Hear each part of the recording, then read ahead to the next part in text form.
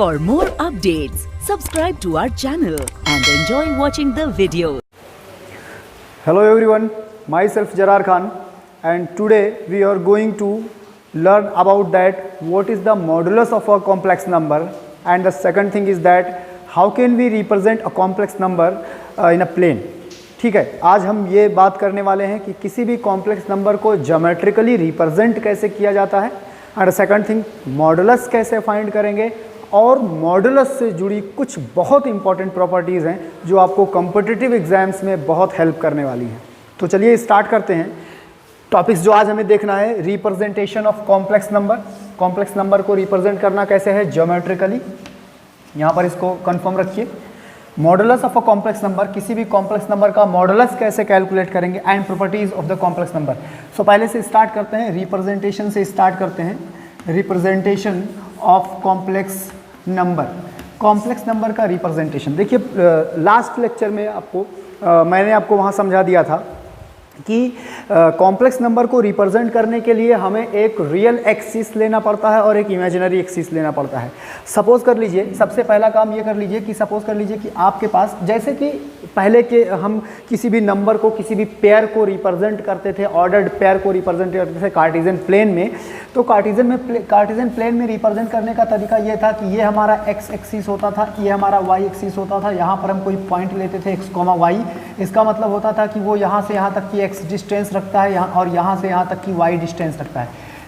बिल्कुल सेम ऐसा करना है. उस टाइम जब हम कार्टेशियन प्लेन में ये काम करते थे तो ये हमारे एक्सिस होते थे, लेकिन ये रियल नंबर ही कंटेन करते थे, मतलब रियल एक्सिस होते थे. आज हम कॉम्प्लेक्स नंबर को रिप्रेजेंट करने के लिए हमें इमेजिनरी एक्सिस की भी ज़रूरत है. तो उसके लिए हम क्या करेंगे बच्चों कि सबसे पहले हम एक रियल एक्सिस ले लेंगे, ठीक है, और इसको हम लोग रियल एक्सिस बोलेंगे. ये है हमारा रियल एक्सिस, एक पॉइंट हो गया.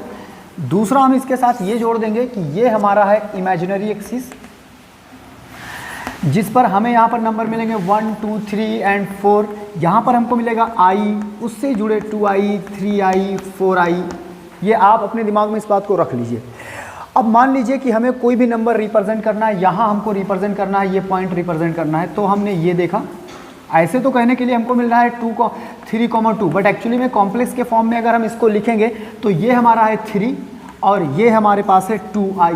तो इस तरीके से जब हम एक रियल एक्सिस लेंगे और एक इमेजिनरी एक्सिस लेंगे तो उन दोनों के हेल्प से हम किसी भी कॉम्प्लेक्स नंबर को प्लेन में रिप्रेजेंट कर पाएंगे. अब दूसरी जो इंपॉर्टेंट बात निकल कर आती है वो ये निकल कर आती है कि इस प्लेन को कहते क्या है. तो मैंने उस लास्ट लेक्चर में ही आपको बता दिया था. वैसे उसका ये जो वीडियो है जिसमें हमने इसके बारे में थोड़ा सा डिस्कस किया था, उस वीडियो को हम यहाँ डिस्क्रिप्शन में डाल देंगे, उसको आप वहाँ जाके देख सकते हैं. अगर आपने वो दोनों वीडियोज़ नहीं देखें तो आपको ये चीज़ें क्लियर नहीं हो पाएंगी, ठीक है. ये जो पार्ट है, इस पार्ट को बच्चों हम लोग आर्गन्ड प्लेन कहते हैं. एक नाम इसका ये हो गया. दूसरा नाम इसको हम और क्या कह सकते हैं, इसको हम कॉम्प्लेक्स प्लेन भी कहते हैं, और इसके अलावा कभी कभी हम इसको गॉसियन प्लेन भी कहते हैं. तो ये जो आर्गन प्लेन, कॉम्प्लेक्स प्लेन या गॉसियन प्लेन है, ये सब एक ही है, सबका मतलब एक ही है. और जब हम किसी भी कॉम्प्लेक्स नंबर को रिप्रेजेंट करेंगे तो रियल और इमेजिनरी एक्सिस लेंगे. अब उस रियल और इमेजिनरी एक्सिस में, जैसे एग्जाम्पल के लिए मैं आपसे कहता कि represent this complex number z is equal to x plus i y, तो इसका मतलब है कि हमें यहाँ पर x डिस्टेंस जाना है और यहाँ पर हमको y डिस्टेंस जाना है, और यहाँ जो हमको मिलेगा वो हम x प्लस आई वाई को रिप्रेजेंट करेगा. तो आई होप कि आप इसको आसानी से समझ पाए होंगे. जैसे कि मैं इस पर एक एग्जाम्पल ले लेता हूँ तो ज़्यादा क्लियर हो जाएगा, ठीक है. मैं आपसे बोलता हूँ कि चलिए आप एक कॉम्प्लेक्स नंबर रिप्रेजेंट कीजिए, जैसे ये लिखा हुआ है, ठीक है. ये कॉम्प्लेक्स नंबर आपको रिप्रेजेंट करना है, z is equal to 4 plus 3i. Very simple student. ये हमने लिया क्या, इमेजिनरी एक्सिस, ये हमने लिया रियल एक्सिस. इसको इमेजिनरी एक्सिस कह लीजिए, इसको रियल एक्सिस कह लीजिए. अब हमको रियल पार्ट ये है, कॉम्प्लेक्स नंबर का ये रियल है, रियल, और ये जो पार्ट आप देख रहे हैं ये उसके इमेजिनरी को रिप्रेजेंट करता है. तो रियल वाला हम रियल एक्सिस पे ढूंढेंगे, ये मिल गया हमको. इमेजिनरी वाला इमेजिनरी पे ढूंढेंगे, ये मिल गया. ये दोनों मिला है, यहाँ पर जो मिलेगा वो 4 प्लस 3i रिप्रेजेंट करेगा कॉम्प्लेक्स नंबर को. अब मुझे लगता है कि आपको ये बात एकदम क्लियर समझ में आ गई होगी कि किसी भी कॉम्प्लेक्स नंबर को कॉम्प्लेक्स प्लेन में या आर्गेंट प्लेन में या गॉसियन प्लेन में कैसे रिप्रेजेंट करेंगे, ठीक है। अब जो दूसरा पॉइंट हमारा यहाँ से निकल कर आता है वो बच्चों आता है मॉडुलस निकल कर आना। तो मॉडुलस जानने से पहले मैं आपको थोड़ा सा पीछे ले चलता हूँ। आपने क्लास 10th स्टैंडर्ड पर एक कोऑर्डिनेट ज्योमेट्री नाम का चैप्टर पढ़ के रखा है जिसमें आपने डिस्टेंस बिटवीन 2 पॉइंट कैलकुलेट किया है और आप जानते हैं उसका ओरिजिन भी कि कैसे होता है। चलिए मैं थोड़ा सा वहाँ से बात कर लेता हूँ, ठीक है। जैसे मान लीजिए कि आपको किसी भी यहाँ पर हम लोग बात करने वाले हैं मॉडुलस की, तो मॉडुलस के लिए हमें ये जानना बहुत ज़रूरी है modulus of a complex number. Modulus of a complex number, किसी भी कॉम्प्लेक्स नंबर का मॉडुलस हमको जानना बहुत ज़रूरी है, ठीक है। तो उसके लिए जो सबसे इंपॉर्टेंट है, मान लीजिए कि मैं आपसे बोलूँ कि distance of a point from origin, पहले ये जान लेते हैं। Distance of a point from origin, किसी भी पॉइंट का पॉइंट फ्रॉम ओरिजिन, ओरिजिन से किसी भी पॉइंट का डिस्टेंस कैसे कैलकुलेट करेंगे वो मैं आपको बता देता हूँ। जैसे मान लीजिए कि ये पॉइंट है P है, यहाँ से हमको ये ओरिजिन है, यहाँ से हमको इसका डिस्टेंस निकालना है तो इसका कुछ ना कुछ कोऑर्डिनेट होगा। और बच्चों आपको पता होगा कि इसको OP कहा जाता था, तो डिस्टेंस जो होगा वो OP होगा और OP की वैल्यू होगी √x² + y²। अब यहाँ पर अगर हम माने कि ये हमारा प्लेन जो है वो कार्टेशियन प्लेन है, मतलब दोनों रियल एक्सिस हैं, रियल नंबर्स की लाइनें हैं, तब तो ये हमारा निकल कर रिजल्ट आ गया। बट इन केस अगर मान लीजिए कि हमारा ये जो प्लेन है वो गॉसियन प्लेन है, वो कॉम्प्लेक्स प्लेन है, वो आर्गेंट प्लेन है, तो ये आपको पता है कि एक कॉम्प्लेक्स नंबर यहाँ पर लिखा होगा z = x + i y। Now वही सेम कॉन्सेप्ट यहाँ पर भी यूज़ करने वाले हैं। इसी डिस्टेंस को, अगर वो प्लेन हमारा गॉसियन प्लेन है और complex number z = x + i y है, तो इसी डिस्टेंस को बच्चों हम लोग कहते हैं मॉडुलस, कहते हैं modulus of complex number z = x + i y। It's very simple. Modulus, किसी भी कॉम्प्लेक्स नंबर के मॉडुलस को, अगर z का मॉडुलस देखना है तो उसको मॉडुलस z इस तरह लिखेंगे और इक्वल टू उसको डिफाइन करेंगे x² + y²। और अगर इसको ठीक से समझें तो कभी भी किसी भी कॉम्प्लेक्स नंबर का अगर मॉडुलस निकालना है तो इस फॉर्मूले को याद रखना बहुत ज़रूरी है। अगर हमको कभी किसी कॉम्प्लेक्स नंबर का मॉडुलस निकालना है, we must know this formula. Modulus z = square root real z का स्क्वायर प्लस इमेजिनरी z का स्क्वायर। जैसे एग्जाम्पल के लिए मैं आपसे कहता कि चलिए आप इसका मॉडुलस निकालिए। फॉर एग्जाम्पल मैं आपसे कह देता, जैसे हम लोगों ने जिस नंबर को रिप्रेजेंट किया था, जिस नंबर को प्लेन में अभी रिप्रेजेंट किया था, मैं आपसे कहता कि चलिए उसी का मॉडुलस कैलकुलेट कर लीजिए। तो जब उसका मॉडुलस हम कैलकुलेट करते बच्चों, तो देखो हमको मिलने वाला क्या था। हमारे पास था z = 4 + 3i। और मैंने आपसे कहा कि किसी भी कॉम्प्लेक्स नंबर का मॉडुलस निकालना होगा तो real z² plus imaginary z²। आप एक बात दिमाग में रखिएगा, इमेजिनरी z में ये पूरा पार्ट ना ले लेना, नो नो नो, सिर्फ और सिर्फ ये 3 जो है वही उसका इमेजिनरी पार्ट है। सिर्फ और सिर्फ वो 3 जो है वही उसका इमेजिनरी पार्ट है। तो real z means 4², imaginary z means 3² and finally you will get 5। This is the modulus of z। ये z का मॉडुलस है जो हमें यहाँ गिवन है। तो आई होप कि आपको ये बात एकदम क्लियरली समझ में आई है कि किसी भी कॉम्प्लेक्स नंबर का मॉडुलस कैसे कैलकुलेट करेंगे। एकदम साधारण सा सिंपल सा फॉर्मूला है, real z² plus imaginary z² under square root, ठीक है। तो अब ये दोनों बातें आपकी क्लियर हो गई कि रिप्रेजेंट कैसे करेंगे, मॉडुलस कैसे फाइंड करेंगे।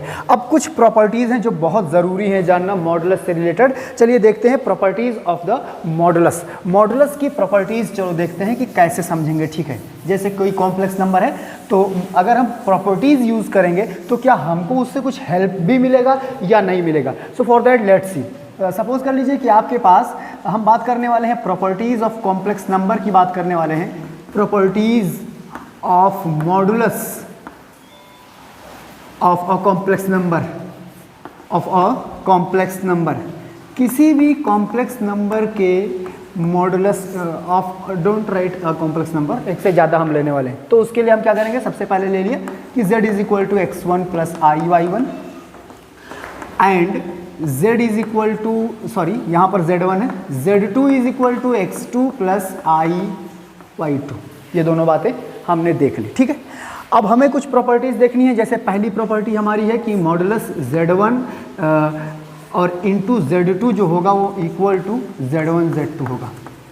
अब ये हमको ज़्यादा हेल्प करने वाली है। कैसे, इसको समझते हैं। यहाँ पर जैसे अगर मैं आपसे कहता कि चलिए आप इसको सीधा सीधा कैलकुलेट कीजिए, तो आप जानते हैं आप क्या करते हैं, आप यहाँ पर लिखते x I plus i Y, पहले आप ये लिखते, फिर लिखते x2 plus i Y to, फिर ये लिखते, फिर आप इन दोनों को मल्टीप्लाई करते जैसा मैंने पहले आपको बताया, फिर मल्टीप्लाई करके रियल को अलग करते, इमेजिनरी को अलग करते, ठीक है, फिर उसके बाद आप मॉडुलस का कॉन्सेप्ट लगाते हैं। बट स्टूडेंट अगर हम सीधा सीधा इस प्रॉपर्टी का यूज़ करें, सीधा सीधा इस प्रॉपर्टी का, अभी ये मल्टीप्लाई होगा, रियल और इमेजिनरी अलग करेंगे, फिर मॉडुलस लगाएंगे। बट अगर हम सीधा सीधा इस प्रॉपर्टी का यूज़ करें तो हमको मिलेगा z1 और मॉडुलस z2, और आप जानते हैं कि z1 मॉडुलस का मतलब under root x1 square plus y1 square, ये हो गया, और ये हो जाएगा अंडर रूट x2 स्क्वायर और प्लस y2 स्क्वायर। इसमें किसी को कोई प्रॉब्लम नहीं होनी चाहिए। तो ये प्रॉपर्टी का यूज़ करेंगे तो हमको इस तरह मिलेगा। सेकंड थिंग आपको देखिए, कभी भी मॉडुलस z1 और z2 एक साथ लेंगे तो ये हो जाएगा मॉडुलस z1 और यहाँ हो जाएगा मॉडुलस z2।